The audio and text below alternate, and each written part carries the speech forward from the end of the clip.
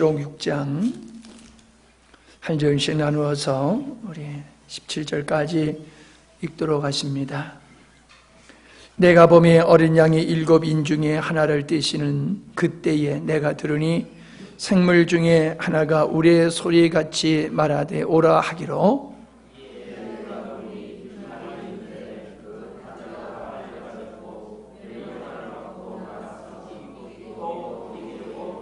둘째 인을 떼실 때에 내가 들으니 둘째 생물이 말하되 오라 하더니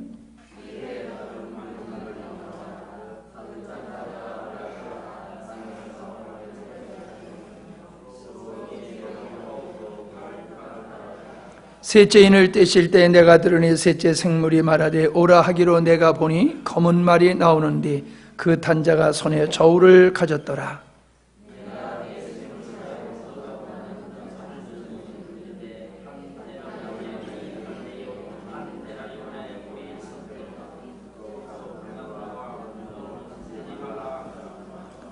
넷째 인을 떼실 때에 내가 넷째 생물의 음성을 들으니 가로되 오라 하기로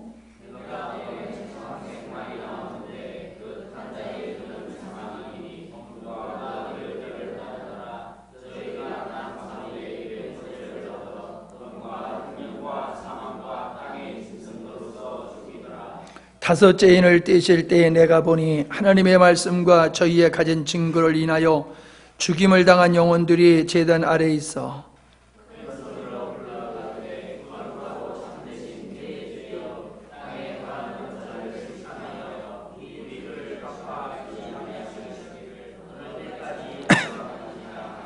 각각 저희에게 흰 두루마기를 주시며 가라사대 아직 잠시 동안 쉬되 저희 동무종들과 형제들도 자기처럼 죽임을 받아 그 수가 차기까지 하라 하시더라.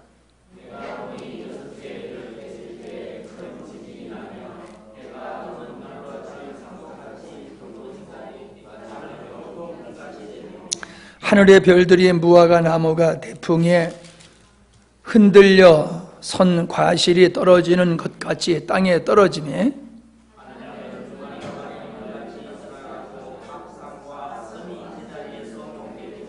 땅의 임금들과 왕족들과 장군들과 부자들과 강한 자들과 각 종과 자주자가 굴과 산 비틈에 숨어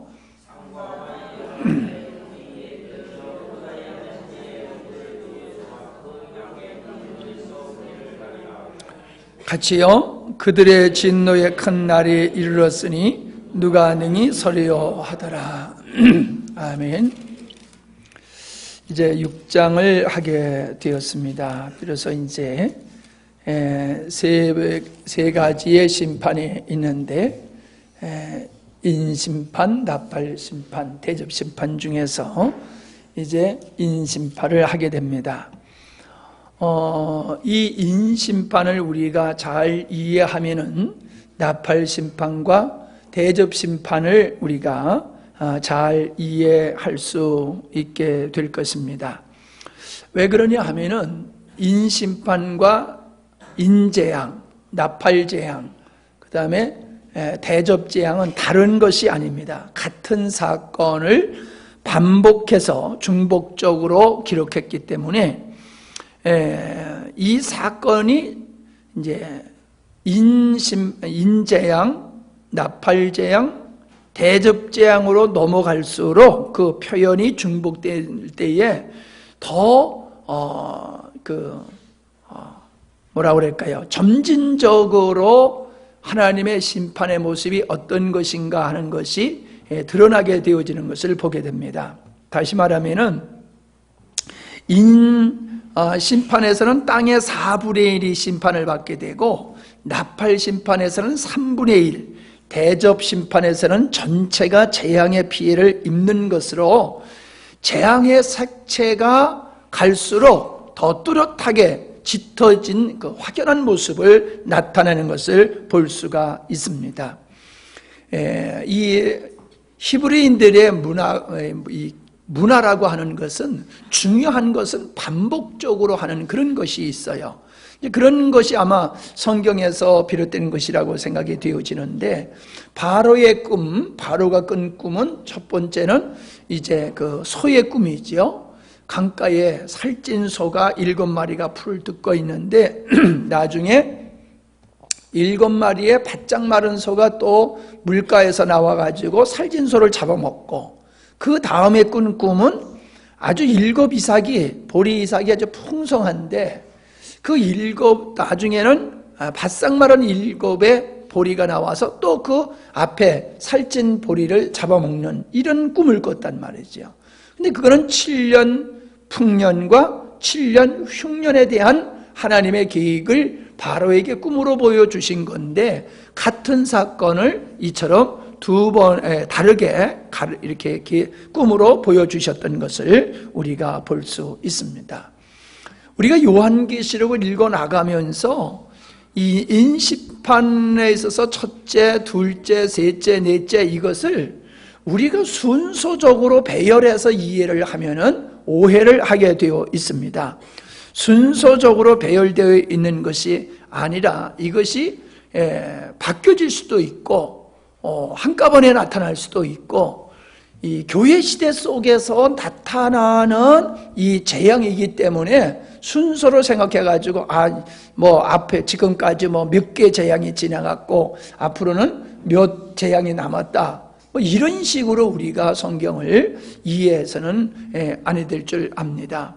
우리가 성경을 오해하게 되어지는 그 이유가, 우리가 성경에서 말하고 있는 관점에서 성경을 보는 것이 아니라 우리의 입장에서, 아니 혹은 어떤 신학적인 잘못된 견해에서 성경을 보게 되어지면은 고리를 잘못 꼬이게 되는 것이기 때문에, 마치 이 첫 단추를 잘못 끼워놓으면은 잘 끼워지는 것 같지만 맨 밑에 가서는 안 맞게 되어지는 것 같이, 그래서 성경에는 이제 그 난해 구절의 성경들이 나오게 되어지는데, 난해한 것이 아니라 우리가 무지한 거지요. 혹은 우리가 잘못 성경을 접근했기 때문에 그러한 현상들이 생기는 것임을 우리가 볼 수 있습니다.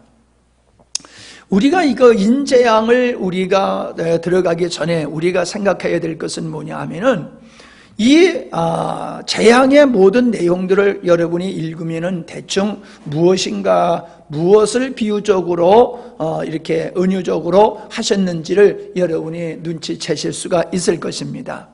이것은 예수님이 재림하실 때에, 마지막 날에 예수님이 재림하실 때에 재림하면서 이 땅에 속한 자들을 심판하기 위해서 하나님께서 어떤 재앙을 내린다라고 하는 개념으로 우리가 많이 생각을 하고 있는데, 물론 예수님의 재림 때에 최종적으로 하나님께서 심판하시는 그런 심판은 있습니다. 그러나 요한계시록이라고 하는 것은, 이거는 초대교회 성도들이 고난과 환난을 당하고 있을 때에 그들에게 위로를 주시기 위한 말씀이기 때문에, 사실은 이거는 마지막 시대를 바라보면서 믿는 거기도 하지만은, 초대교회 1세가 지나가고 2세, 3세들이 엄청난 그 고난을 겪고 있는 그 시대에 그 교회들에게 1차적으로 주신 말씀이거든요.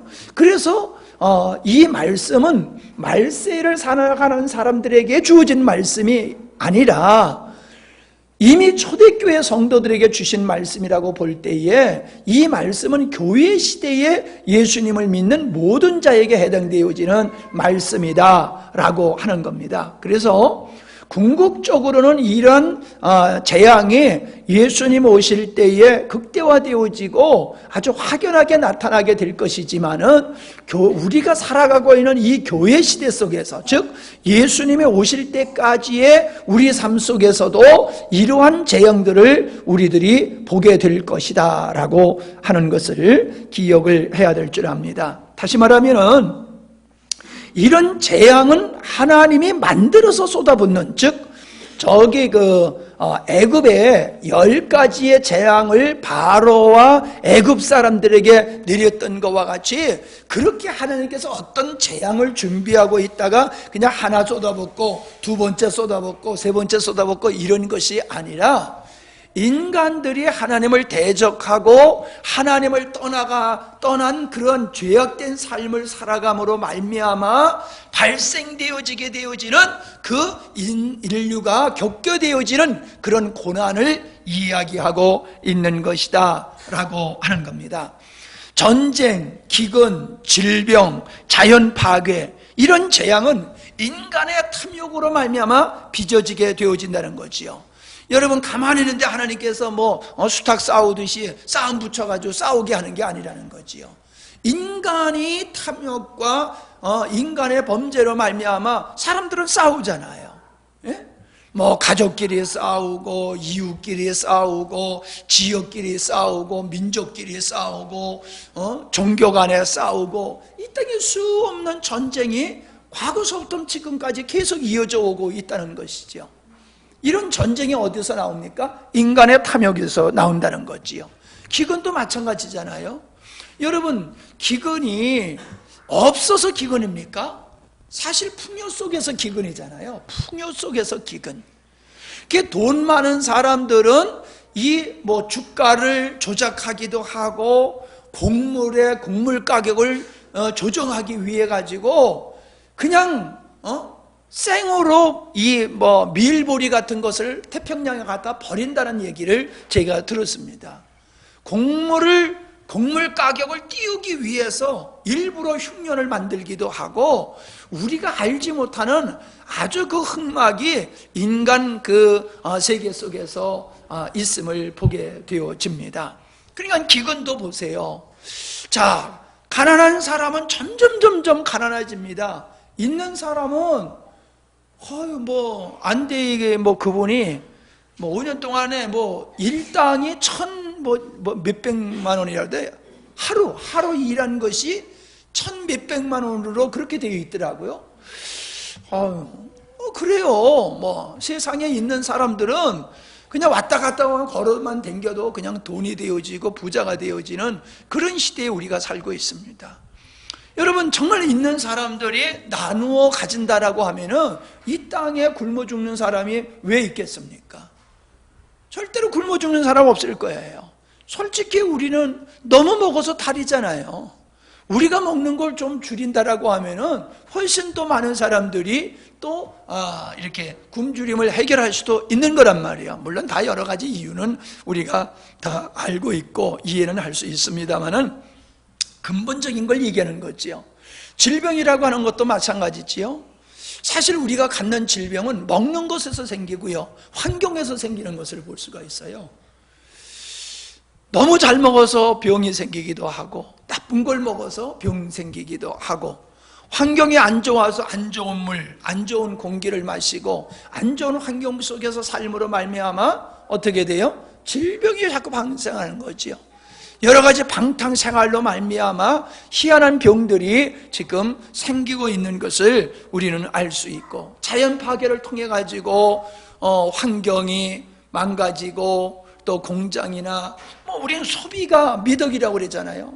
많이 소비해야지 공장이 잘 돌아가고, 공장이 잘 돌아가야지 우리가 잘 살아갈 수 있다고 그러는데, 그 한쪽의 논리는 맞아요. 그러나 공장을 많이 돌릴수록 무슨 문제가 생깁니까? 공해가 문제라는 거지요. 공해. 자원이 고갈된다는 거지요. 사람들은 당장 잘 먹고 잘 사는 그런 정책으로 나가기 때문에 우리에게는 자연의 심각한 문제를 야기하고 있음을 우리가 볼 수 있지요. 그래서 우리는 인간이 살아가면서 여기에서 재앙 속에서, 인심판 속에서 나타나고 있는 이러한 일들이라고 하는 것은 인간의 범죄로 말미암아 인간 스스로가 살아가면서 겪게 되어지는 것들이다 라고 하는 것을 먼저 우리가 이해를 하면서, 하나님은 이러한 인간의 탐욕으로 벌어진 현상들을 하나님께서 허용하시고 그것을 심판의 재료로 사용하신다라고 하는 것을 우리가 이해를 하면서 이 말씀을 읽다 보면은 그러한 심판의, 재앙에 대한 심판이 그렇게 어렵지 않고 우리에게 큰 은혜가 될 수 있음을 믿습니다. 그 다음에 여기서 우리는 그 문자적으로 너무 매이게 되어지면은 우리가 엄한 대로 빠지기가 쉽습니다. 이건 묵시 문학이기 때문에 은유적인 것이 많이 있고, 특별히 이 요한계시록에 나온 이 모든 말씀들은 선지서에 다 이미 있었던 말씀이에요. 그러니까 선지자들이 말세에 될 일들을 이미 선지자들을 통해서 하나님께서는 예언해 놨던 거예요.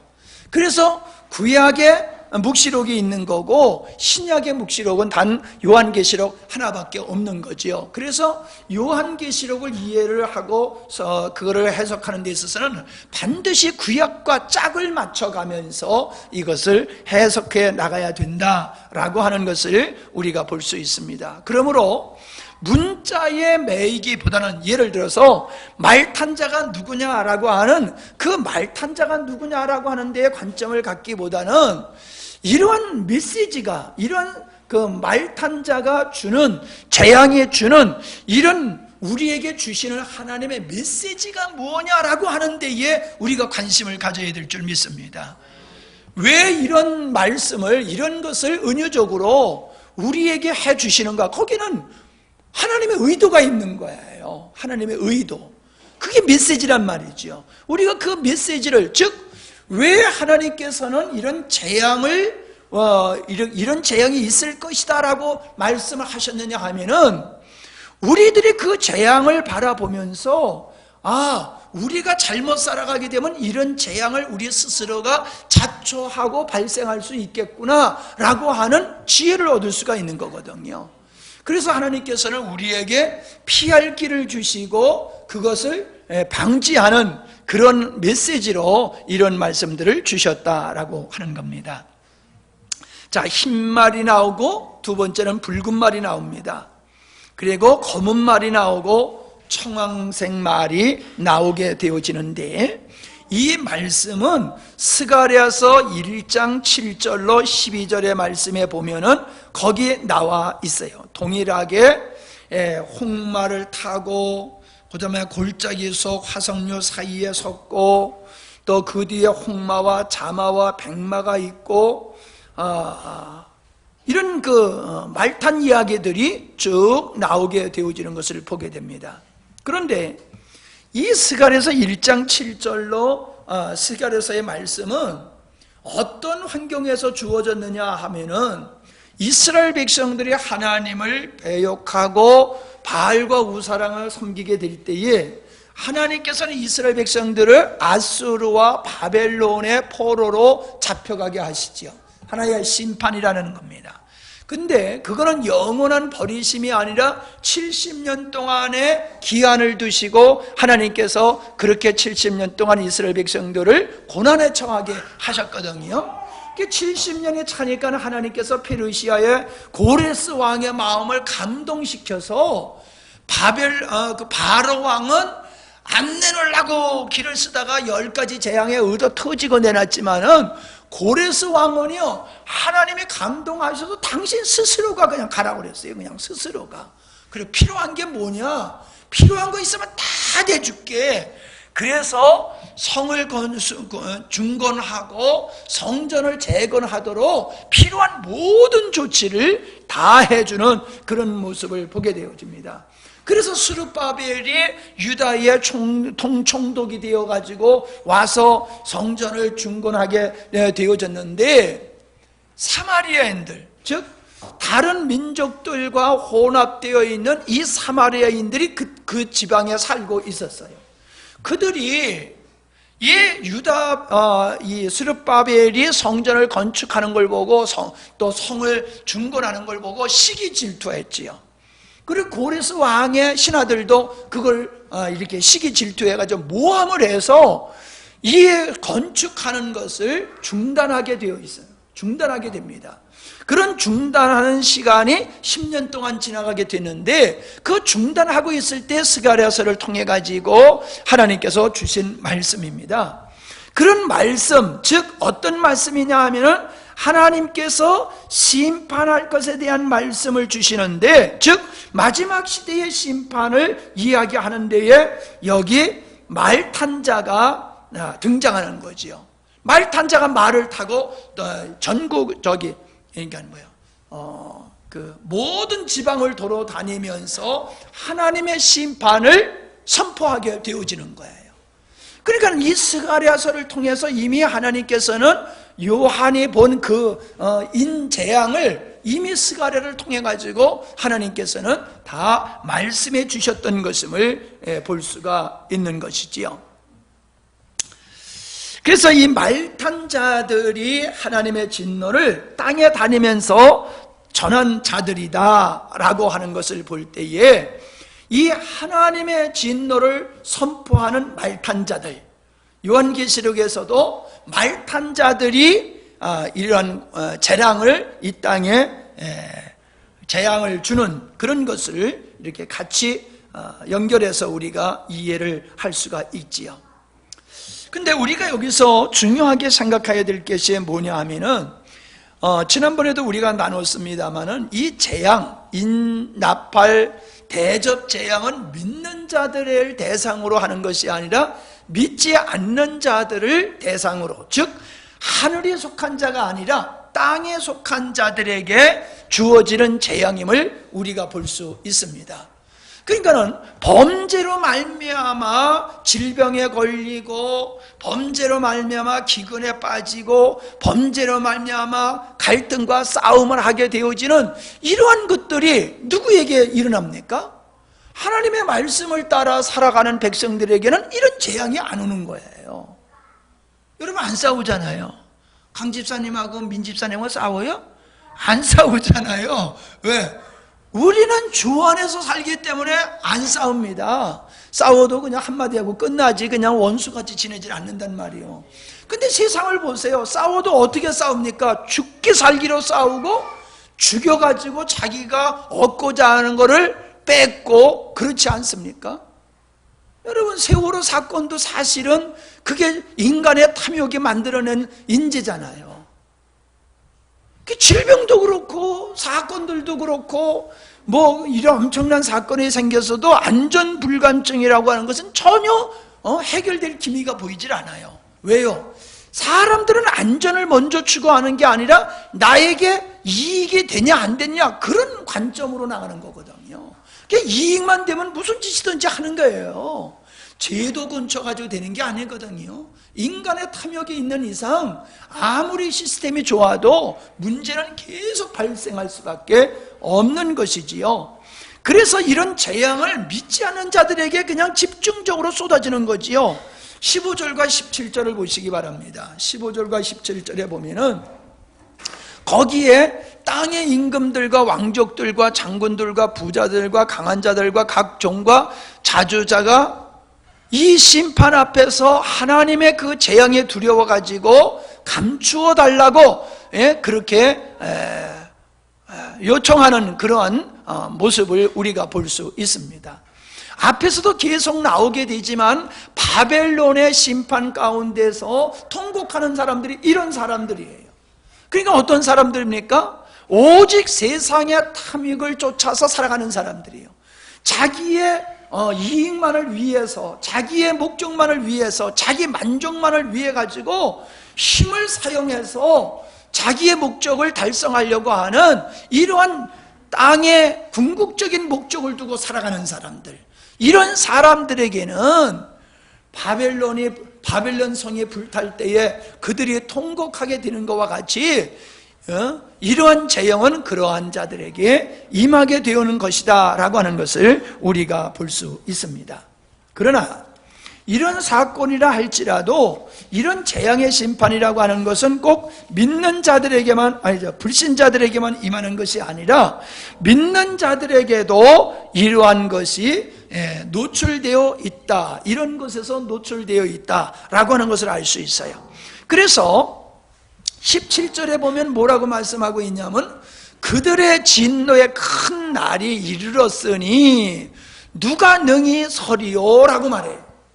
하나님의 이 심판 앞에서 누가 피할 수 있느냐, 누가 이 진노로부터 구원받을 수 있느냐라는 말씀을 하면서 7장으로 들어가가지고는 이 재앙, 인재앙, 나팔재앙, 이 대접재앙 중간중간에 삽입장에 들어가게 되는데 바로 7장에 17만 14만 4천이라고 하는 구원받은 성도의 모습이 7장에 삽입되어 있거든요. 즉 구원받은 자라고 하는 거예요. 구원받은 자들.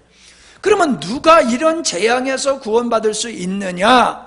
그거를 에스겔서 14장 12절로 23절에 거기 말씀이 기록되어 있음을 보게 됩니다. 에스겔서 14장 12절로 23절입니다. 여호와의 말씀이 또 내게 임하여 가라사대 인자야 가령 어느 나라가 불법하여 내게 범죄함으로 내가 손을 그 위에 펴서 그 의리하는 양식을 끊어 기근을 내려서 사람과 짐승을 그 나라에서 끊는다 하자. 비록 의리라고 하는 노아, 다니엘, 욥 이 세 사람이 거기 있을지라도 그들은 자기 의로 자기 생명만 건지리라. 나 주 여호와의 말이라. 15절 가령 내가 사나운 짐승으로 그 땅에 통행하여 적막하게 하며 황무하게 하여 사람으로 그 짐승을 인하여 능히 통행하지 못하게 한다 하자. 비록 이 세 사람이 거기 있을지라도 나의 삶을 두고 맹세하노니 그들은 자녀도 건지지 못하고 자기만 건지겠고 그 땅은 황무하리라. 이런 말씀이 계속 이렇게 쭉 나와요. 그래서 하나님의 심판을 쭉 다양하게 얘기하면서 그러나 이 심판에서 비록 노아와 다니엘과 욥과 같은 사람이 있다 할지라도 자기만 구원받는 거지 다른 사람을 구원 못한다는 거예요. 다른 사람을. 그러면서 22절을 보시기 바랍니다. 22절이요. 그러나 심판 가운데서 그 가운데 면하는 자가 남아있어. 하나님의 심판 속에서도 심판을 받지 아니하고 있는 자가 있다는 거예요. 그를 가리켜서 남아있어 끌려 나오리니 곧 자녀들이라.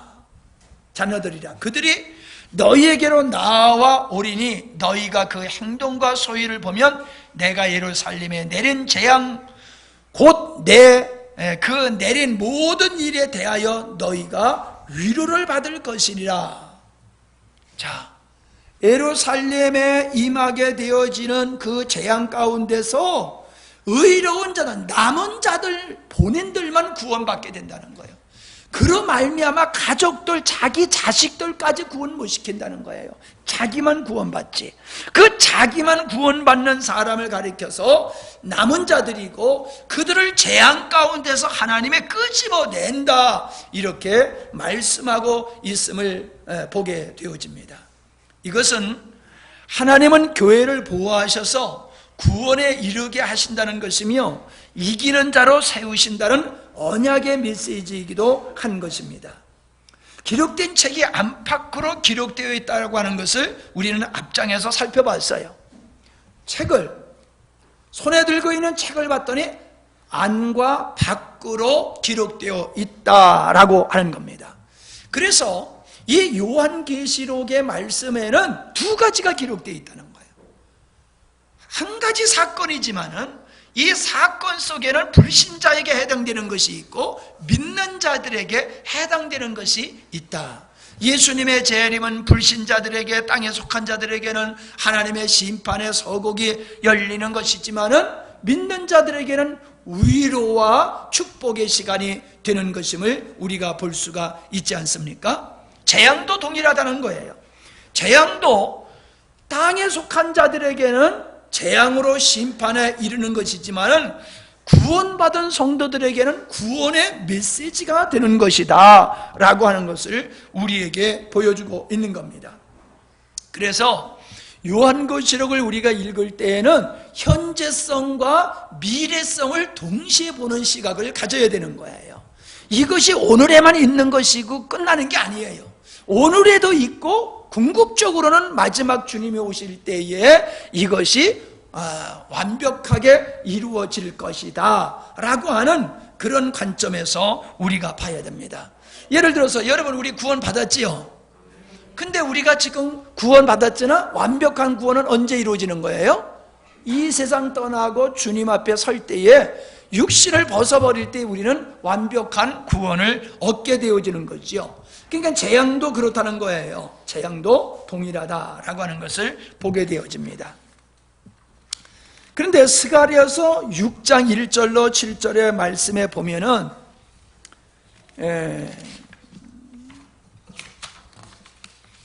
거기에 동일하게 이제 그 하나님의 심판을 세상에 그 선포하는 그러한 내용들이 거기 기록되어 있음을 이제 보게 되거든요. 병거를 타고 말 탄 자가 세상에 다니면서 하나님의 진노를 심판을 이제 선포하게 되어지는 것이 스가랴서 6장 1절로 7절의 말씀입니다. 그런데 여기에서 보면은 어떤 말씀이 있느냐라고 하면은 네 병거가 나와요. 네 병거. 그러니까 네 말 탄 자와 같이 네 병거를 탄 자가 나오는데, 이 네 병거를 탄 자가 1절에 보니까는 두 산 사이에서 나와요. 두 산 사이에서 병거를 탄 자가 나오는 것을 보게 되어지거든요. 자, 여기서 두 산이 무엇을 의미하는가라고 하는 겁니다. 말탄 자가 네 말탄 자가 있는 것과 같이 스가랴서에도 이 네 병거를 탄 자가 있는데, 이 말탄 자가 두 산 사이에서 나온다라고 그랬는데, 신명기 11장과 11장 26절로 29절에 보면은 두 산이 나와요. 그리심산이 나오고 에발산이 나오거든요. 근데 그리심산에서는 축복을 선포하게 하고 에발산에서는 저주를 선포하게 합니다. 이건 뚝 떨어져 있는 산이 아니에요. 마주보고 있는 산이에요. 마주보고 있는 산. 그러니까 산과 산 사이에는 골짜기 있게 되어지는 것이지요. 자, 그런데 여기 말씀에 보니까는 산 사이로 도망을 가게 하는 것을 보게 되어집니다. 왜 그 산 사이로 도망을 하게 하는가라고 하는 거예요. 자, 가만히 생각을 해보면은 스가랴서 14장 1절로 5절 사이에 그 말씀이 있어요. 우리는 이 율법이라고 하는 측면에서 바라보면 우리는 저주를 받아야 될 존재지요. 그럼 우리는 에발산에 있는 존재와 같은 거예요. 신의 산과 같은, 신의 산에서 율법을 주셨는데 신의 산과 같은 율법이라고 하는 측면에서 보면 우리는 저주 아래 있는 자거든요. 근데 갈보리 산이라고 하는 예수 그리스도께서 십자가를 지신 그 산에서 보면은 우리는 구원의 백성인 것을 보게 되어지는 거지요. 이 말씀 속에 아주 오묘한 진리가 담겨져 있다라고 하는 겁니다. 한 사건이 구원과 심판을 말씀해 뿐만 아니라 왜 이 골짜기로 도망하라고 하느냐라고 하면은 여기에 하나님의 재창조의 역사의 비밀이 담겨져 있음을 보게 되는 것이거든요. 그래서 스가랴서 1장 8절에 보면은 내가 밤에 보니 사람이 홍마를 타고 골짜기 속 화석류 나무 사이에 섰고 그 뒤에는 홍마와 자마와 백마가 있다라고 그렇게 얘기를 하고 있어요. 그런데 여기서 말하고 있는 홍마를 타고 골짜기 속 화석류 나무 사이에 서 있다는 이 골짜기를 이사야는 어떻게 표현을 하고 있느냐 하면은 깊음, 바다의 깊음의 의미로 그렇게 설명을 하고 있어요. 바다의 깊음, 같은 단어인데 이사야는 이것을 심해가 아주 깊은 바다로 그렇게 이야기하고 있다라고 하는 겁니다. 그러니까는 골짜기로 도망가야 산다라고 하는 것은 이거는 하나님의 심판을 통과해서 우리를 새롭게 조성하시는 하나님의 재창조의 역사를 의미하고 있는 것이다 라고 하는 겁니다. 골짜기, 저주와 축복, 심판과 구원이 함께 존재하는 것으로, 재앙이라고 하는 것은 심판이지만은 구원의 완성이 되어지는 것이 재앙이다라고 하는 겁니다. 즉 땅에 속한 자들에게는 이 재앙의 저주이지만 하늘에 속한 성도들에게는 이 재앙이, 고난이 축복으로 다가오는 것이다 라고 하는 겁니다. 자, 보세요. 우리가 이해가 안 되는 부분이 있잖아요. 하나님은 사랑이라고 하시면서 왜 믿는 자들에게 고난을 겪게 하시는가 라고 하는 거잖아요. 왜 하나님께서는 구원을 받은 백성들을 세상에 더 오래 있게 하고 이 죄 많은 세상, 모순된 세상에서 왜 고난과 역경을 당하게 하시느냐 이 말이에요. 우리 주님이 요한복음 17장에 내가 저희들을 데려감이 목적이 아니고 저들을 이 세상에 두고 저희들이 시험에 빠지지 않도록 하는 기도를 하고 계심을 보게 되어지는 거거든요. 그러니까 하나님은 우리를 구원하셨음에도 구원받은 백성들을 이 세상에 하나님을 떠난 사람들의 죄된 삶을 통하여서 환경과 여러 가지 면에 있어서 질병과 기근과 싸움 속에 살고 있는 그 틈에서 왜 하나님의 백성들이 고난을 겪게 하시냐 말이에요. 바로 그냥 천국으로 데려가시든지 아니면은 예수 믿으면 더 이상 질병도 없고 가난도 없고 싸움도 없고 완벽한 환경 속에서 살게 하시든지, 왜 구원하셨다고 하면서 사랑하신다고 하면서 안 믿는 자들과 같이 믿는 자들도 그런 고난과 역경에 처하게 되느냐라고 하는 거예요.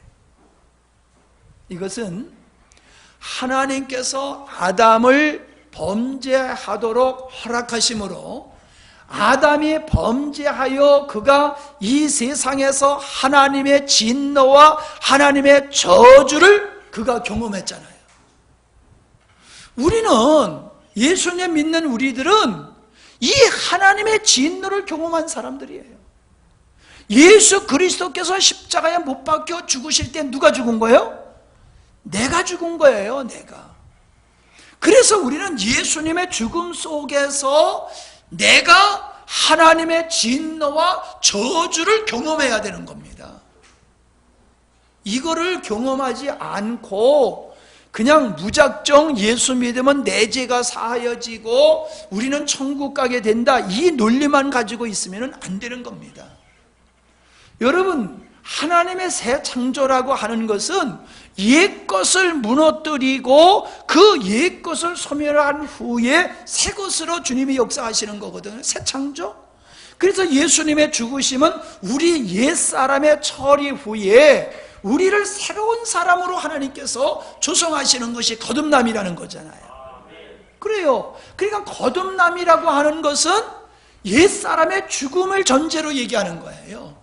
옛사람의 죽음이 없이 새로운 창조는 있을 수가 없는 거예요. 그 옛사람의 죽음이 예수 그리스도의 죽음 속에서 이루어지는 것인데, 예수님 죽음 속에서 하나님의 진노와 하나님의 저주와 하나님의 심판을 예수 그리스도 안에서 경험을 해야 되는 겁니다.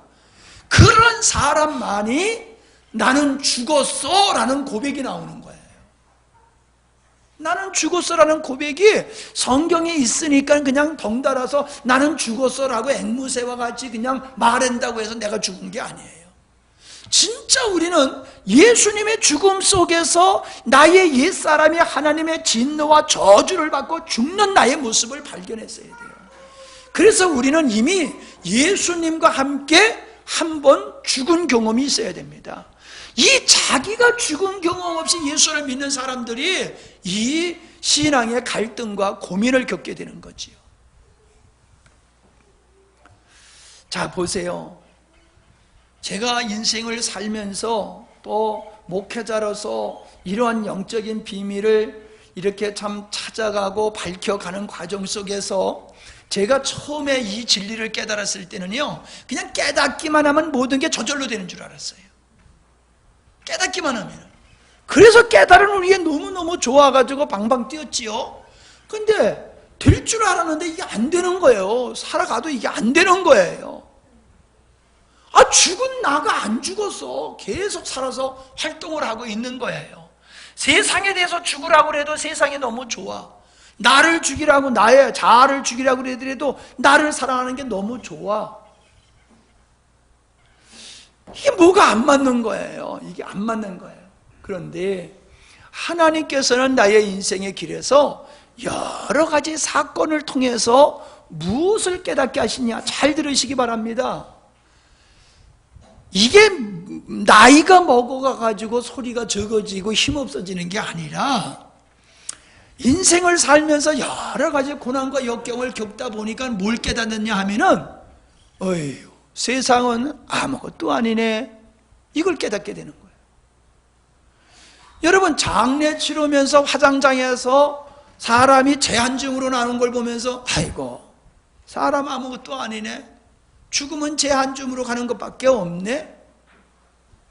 여러분, 인생은 살아가면서 자기 실패와 질병과 고난을 통해서 뭘 깨닫느냐 하면은 자기가 얼마나 연약한 존재고 자기가 얼마나 악한 존재고 세상의 사람들이 그렇게 부여잡으려고 애쓰는 것들이 얼마나 허무한 것들인가를 알게 된다는 거예요. 언제? 고난과 실패 속에서. 고난과 실패 속에서 머리로 알았던 것이 가슴으로 이게 느껴지는 거예요. 돈? 그거 뭐 아무것도 아니야. 명예? 그거 아무것도 아니야. 여러분, 솔로몬이 잘 나갈 때에 그가 전도서를 쓴 게 아니에요. 솔로몬이 전도서를 쓸 때 헛되니 모든 게 헛되도다. 해 아래 모든 건 다 헛되도다고 말했을 때가 언제냐? 세상 모든 걸 다 누려가면서 뻥뻥거리다가 결국 뭐예요? 실패했잖아요.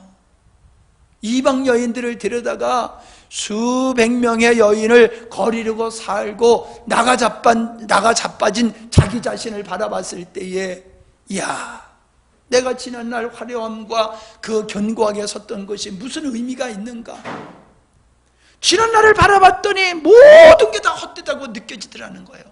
다윗이 승리를 해서 근데 그는 우리아의 아내 밧세바를 범하고 우리아를 죽이는 죄를 범한 후에 자기가 얼마나 악한 존재인가를 깨닫고 나서는 인생의 허무함을 깨닫게 된 거예요.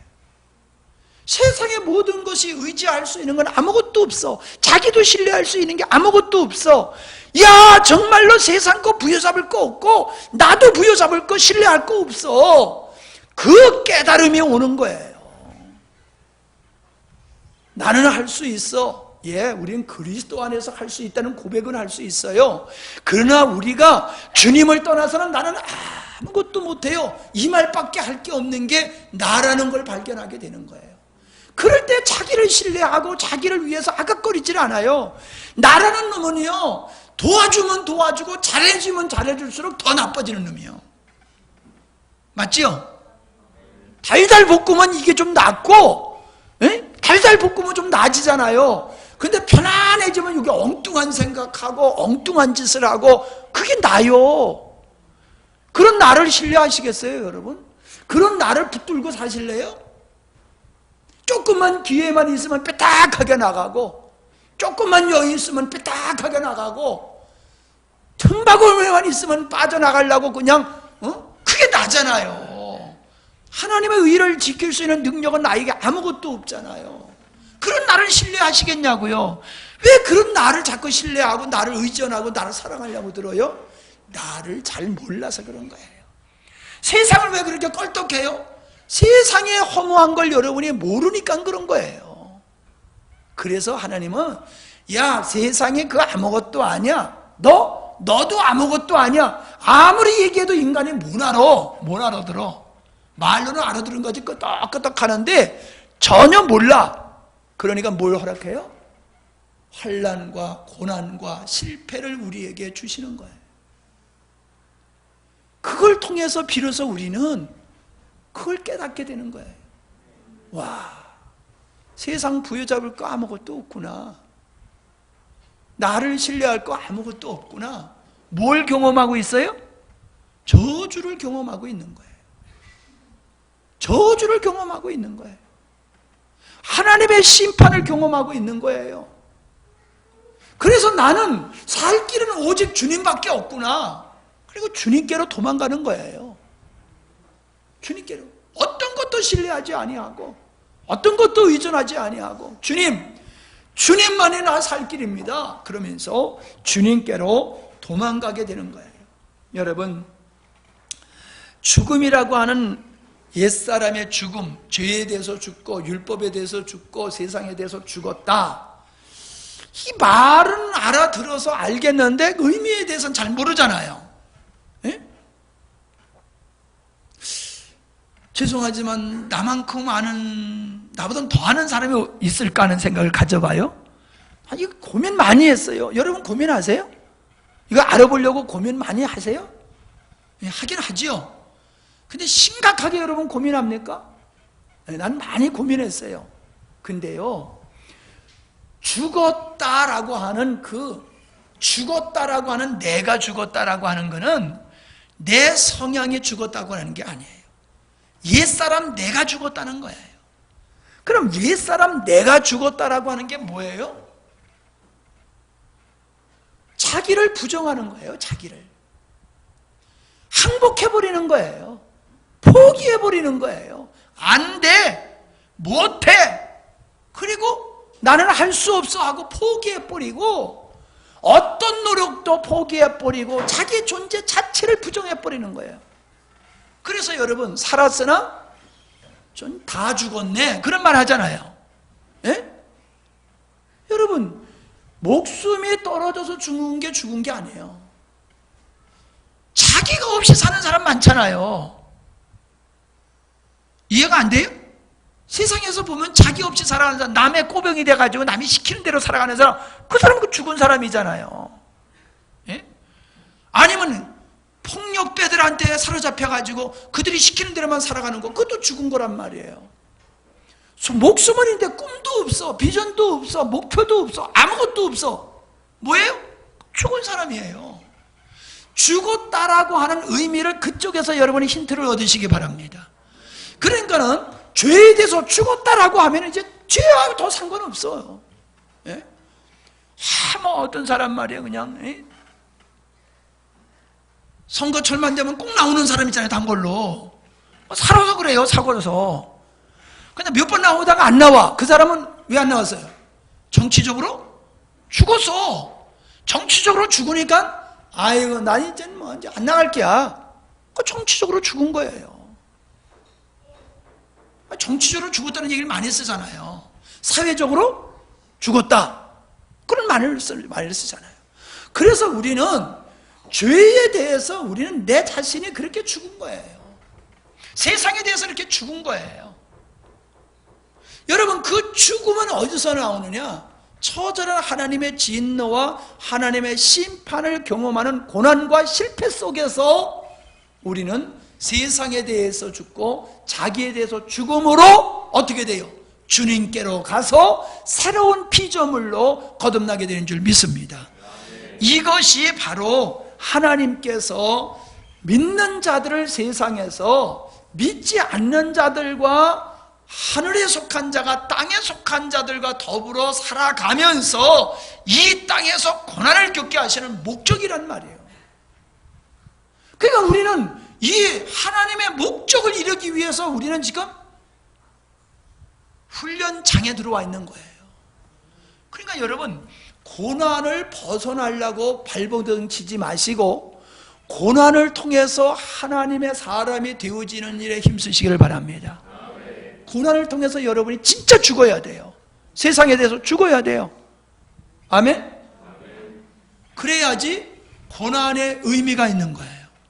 고난은 고난대로 봤대 내가 안 죽으면요 그냥 생고생을 하고 사는 거예요. 생고생. 내가 고생하는 것만큼 내가 죽어야 됩니다.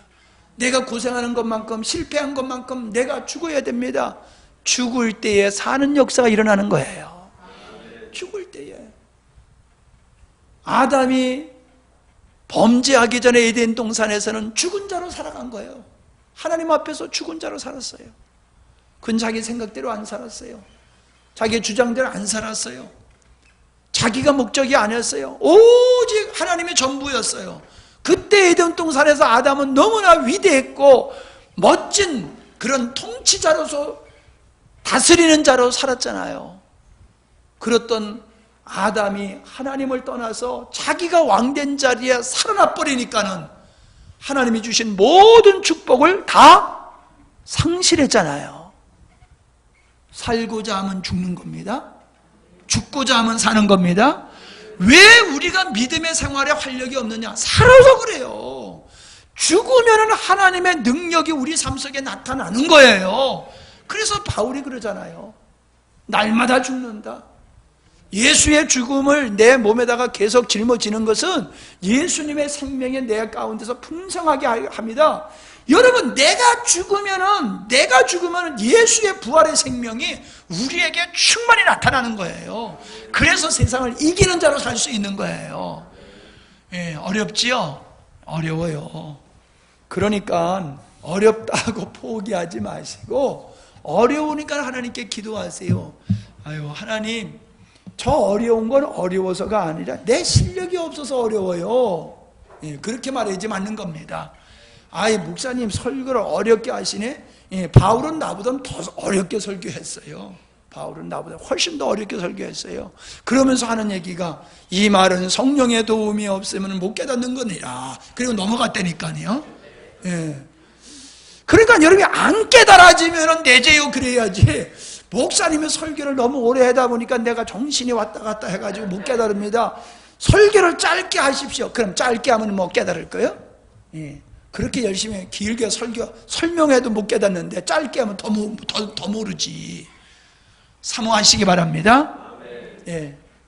그래서 우리 믿는 자들은 세상에 그 불합리하고 부정이 있는 세상에, 이 악한 세상 속에 우리를 그냥 놔두시는 거예요. 그걸 겪게 하시는 거예요. 그러나 뭐라고 말씀하고 계세요? 감당할 시험만 하신다고 그랬어요. 이기게 하시는 줄 믿습니다. 우리에게 필요한 만큼 주시지 감당하지 못할 만큼 실패와 고난을 주셔서 나가 자빠지게 하지 않으세요. 끝까지 완주하도록 우리 주님의 붙드심을 믿으시기를 바랍니다. 감사합니다. 하나님,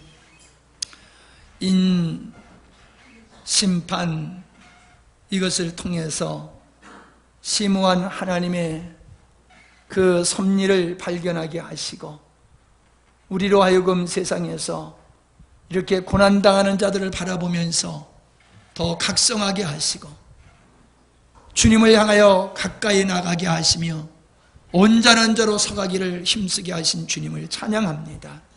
주님, 우리가 고난을 겪지만은 이건 저주가 아니라 우리를 하나님의 사람 되게 만들어 가시는 하나님의 아름다운 손길임을 믿습니다. 저희들의 그 재앙을 보고서 우리가 두려움으로 주님 앞에 서가게 하시고 우리가 더욱 get을 여미고 믿음을 지켜가며 주님과 친밀한 관계로 나가는 저희들이 되게 하여 주시옵소서. 계속해서 말씀을 상고할 때에 깨닫게 하시는 하나님의 은혜가 갑절로 임하여 주시기를 간구하오며 예수님의 이름으로 기도하옵나이다. 아멘.